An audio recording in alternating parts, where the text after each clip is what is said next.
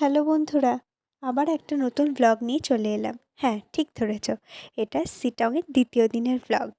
আমরা যাচ্ছি মংপুর উদ্দেশ্যে। কিন্তু জানো, আমি এই ব্লগটার কোনো ইন্ট্রো শ্যুট করতেই পারিনি, কারণ কখন যে নিমেষের মধ্যে দিনগুলো চলে গেল জানতেই পারলাম না। এই 5 দিন যে আমাদের ট্রিপ ছিল, আমরা খুব মজা করে আনন্দ করে কাটিয়েছি। তা তো তোমাদের প্রথম ব্লগে শেয়ার করেইছি। আর সেটা দেখতে হলে আমার ব্লগ চ্যানেলে গিয়ে আমার আগের ব্লগটা দেখে এসো। আচ্ছা, এত কথা বলতে বলতে তো ভুলেই গেলাম কোথায় যাচ্ছি বলতে। আমরা যাচ্ছি মংপুতে। মংপুতে আমরা খুব মজা করেছি। আর মংপু খুব সুন্দর জায়গা।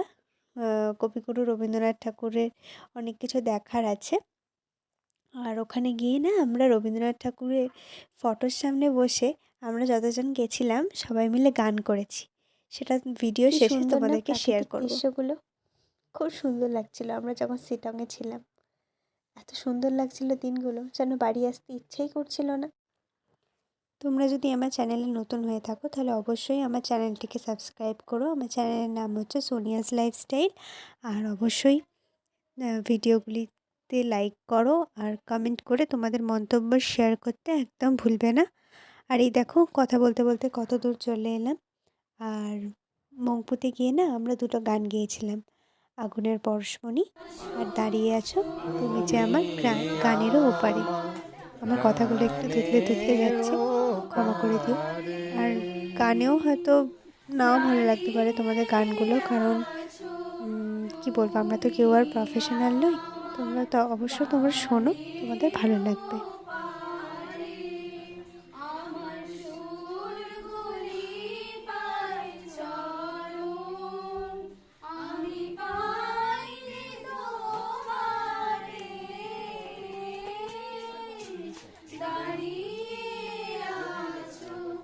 তুমি আমার গানের পারে বাতাস বহে মরি মরি আর বিধে রেখো না তোরি। বাতাস বহে মরি মরি আর বিধে রেখো না তোরি। এসো এসো পার হয়ে মোর হৃদয় মাঝারে দাঁড়িয়ে আছো তুমি আমার গানের পারে।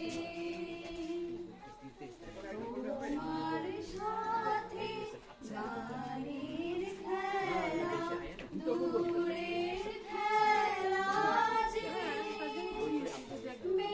বেদনাতে বাঁশি বাজাও সকল বেলা যে।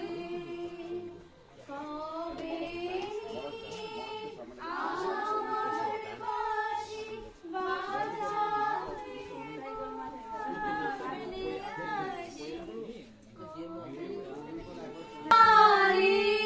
নিশিদিন আলোক শিখা জ্বলুক আনে। আগুনের পরশমণি ছোঁয়াও প্রাণে।